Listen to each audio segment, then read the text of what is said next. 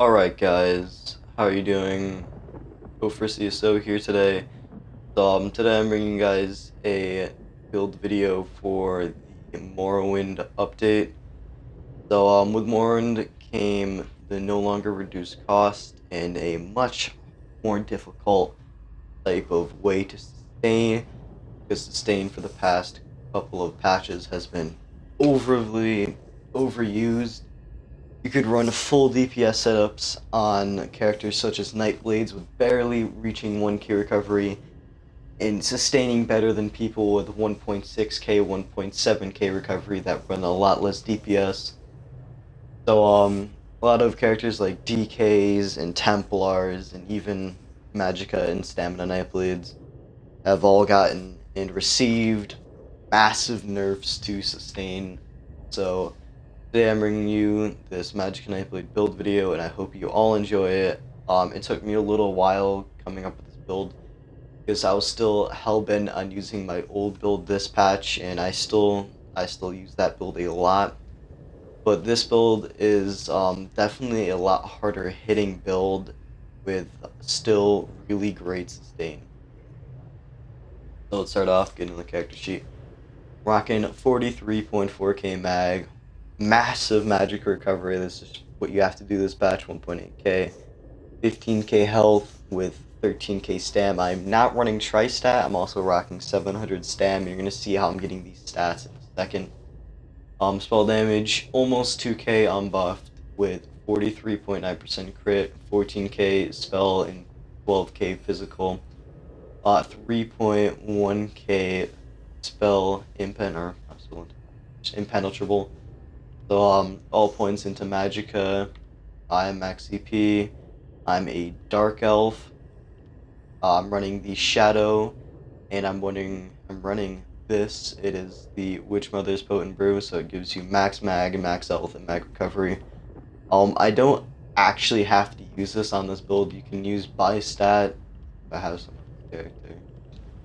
Yeah, you could use Bystat and get a lot higher stats than I have now. Maybe like another 1.5k mag, probably rocking 44k mag with 1 point, or not, but 16.5k health. Let's get into the gear. Starting off, I'm running the Master's Inferno. This is incredibly hard to get. Like, incredibly hard. I've probably done DSA around 10 times, and honestly, I wasn't even the one that got this. One of my friends got it, and he gave it to me for a hefty price, but it was worth it in my opinion. I managed to have another friend help me with rosin, and yeah, now it's gold, just so I can give the best stats possible for this. I'm running a defending Lich staff. I went and I was helping a friend grind Lich, and I got this, and he didn't need it. So this is what I'm using now. I put a weapon spell damage glyph on it because I'm not running dual wield anymore, so I'm not getting that weapon proc from my swords. I'm still running the traditional pirate skeleton. This is probably one of my favorite One Piece sets in this game, honestly. It's stupid just because, like, say I wanted to run an Infernal Guardian hat and says, oh, I'm running 44k mag, but my spell resistance and physical resistance is so low, it's incredibly low. And so I just don't like it. I feel like on Nightblades, I'm kind of forced to run this just because I'm not tanky enough to actually go up against other players and do well, like certain mag DKs that are just really hard hitting, and Stam Blades. It's really almost, I feel, a needed set on all characters, and I use this on all my mag characters, and if I use this on Stam, I just switch the glyph. So here it is. This is the main set this patch. It has been seen in a lot of builds. I mean, a lot of builds are running this right now. It is just an incredible set at the moment. I don't know if they're going to nerf it or buff it. I feel like it's really solid where it's at. It gives you weapon damage, spell damage, recuv for stam and mag, and it gives you 2k mag and stam. So I feel like that is just incredibly effective. So this 2k mag and stam is less than my necro. On my necro with a staff, I'm hitting 51k mag. So my shields are a lot heftier, and it may seem like I'm gonna hit harder on my necro build, but I'm gonna get into why I'm not.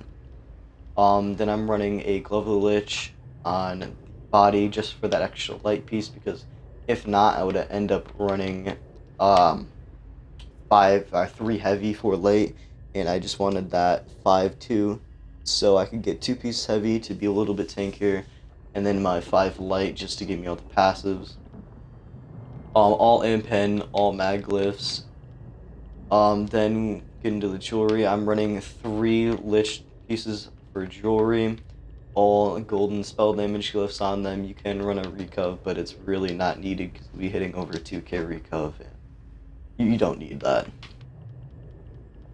Alright, getting into the skills on my front bar, I am running Inner Light for the increase of max mag, prophecy, increase of mag critical rate. Crippling Grasp, this is going to be a dot and a quick little immobilization. Just to, keep them in place for a second, especially against mag wardens and stam wardens. It is incredibly effective to stopping those bursts. Malefic Wrath, this is going to be your CC. It does a lot of damage. It's been considered cheese, but I honestly consider any ability that's input into a class, as long as it is not incredibly overpowered and incredibly overused. I feel like it's not going to end up needing a nerf. This is good where it's at. There is the unblockable meteor burst, but that isn't a big deal. I'm sorry, the wrong skill on for a second. But so we have Mercy on D bar, and so yeah, alright, so we have Merciless Resolve on the bar. So Mercy is it received a nerf / buff. So now when you hit it, you can light attack 5 times, get your little bow proc boom. But you don't always have to hit it again, you can always just go and just hit those 5 light attacks in again. And after that, you can shoot another bow, and so then you can reapply it. So it is good for helping with the burst, and it's like, honestly, I was thinking that this was going to end up being more of a, you proc it and then you get multiple bows in that one proc, and that they're going to nerf the damage, but that's not what happened. I think what they did was really good, but I think they should make it to more of a just kind of successful ability. It is probably one of the hardest hitting abilities in this game, but I don't know. Swallow Soul. Swallow Soul is really not always needed for staff builds, honestly. I just really started getting back into staffs, and I could use Concealed on this build and still see the same effects that I would see using Swallow Soul. It just gives that minor increased healing, which I don't preferably care about. It either costs less or it costs the same as Force Spell, so it costs less. So then we got Shooting Star, for that horrible Malefic Wrath Meteor burst. And that is kind of cheesy, but it's inputted into the game. You can do the same thing with Petrify, so I honestly don't see what the big deal is about it. Getting onto the back bar, Siphoning Attacks received a massive nerf. Massive. At least they reduced the cost, which I was happy about. But that's really it. It just got nerfed to, all hell. Then you have Structured Entropy. Get that increased spell damage, increased max health. Healing Ward, your main heal, costs a ton now. Instead of like 3.2k mag, 3k mag is now 4k. So this is what is making me hit harder than my old build. A lot of people would normally run double take for the dodge chance, but I don't need the dodge chance because I'm running such a tanky setup that does a lot of damage. So with Piercing Mark, you can go over, mark anything that's in you. Can I just mark a bug? No, I can't. but you can just mark whatever you want, and as soon as it dies, like especially in open world, as soon as they die, you're getting a massive heal back from them. Nightblades can't cloak on you. It's just really effective overall, in my opinion.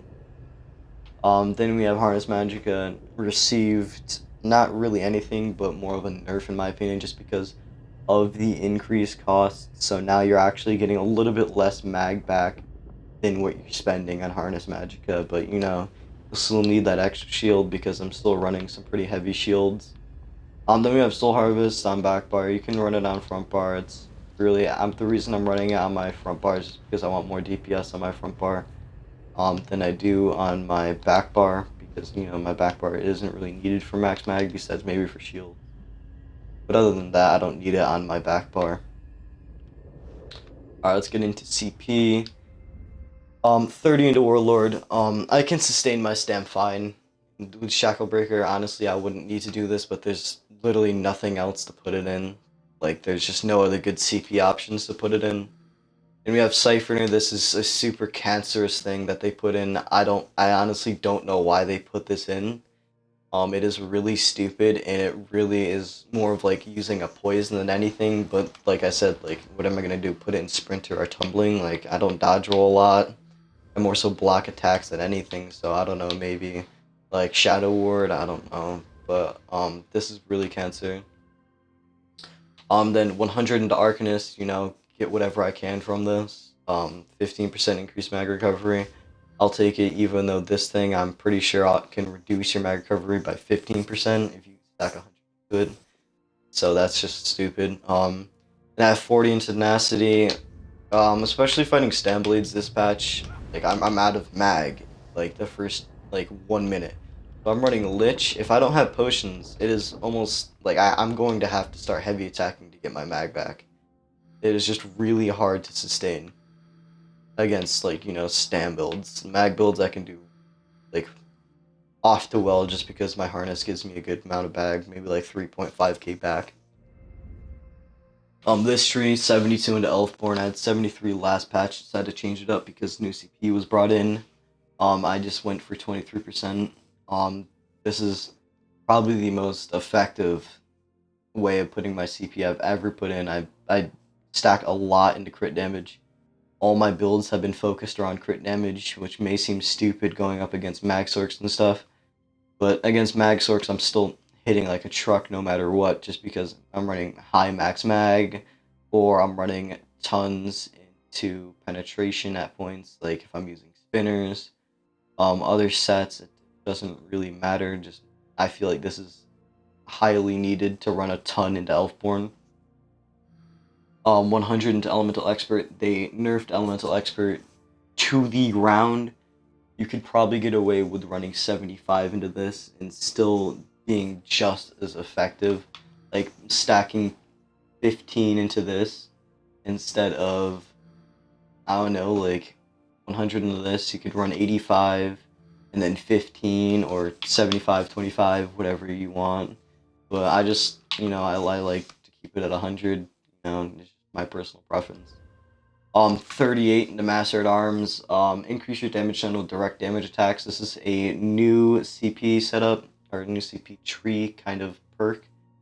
And so this was added in Morrowind, and it is almost as good as Elfborn, so this also helps with going up against Mag Sorks and other shield stacking opponents. Nothing in this tree, probably wondering I'm not putting any in Thaumaturge just because I don't need to. I'm not really bombing at this point. I just kind of open world by myself, or I'm doing PGs. 64 into Resistant. I love Impent. It is one of my favorite things in this game that was added, so I stack a ton into this just because I feel it's needed. 73 into Hardy, 79 into Lone Defender. Makes me tanky to the world's end. Not a lot of people run as much as I do into this, and they end up being squishy as hell because of it. None into Bastion, and that's it for CP. So I hope you guys enjoyed this video. build. I hope you all try it out. It took me a while to make this, but I had a lot of fun doing it. So I'll see you all in the next video. Peace.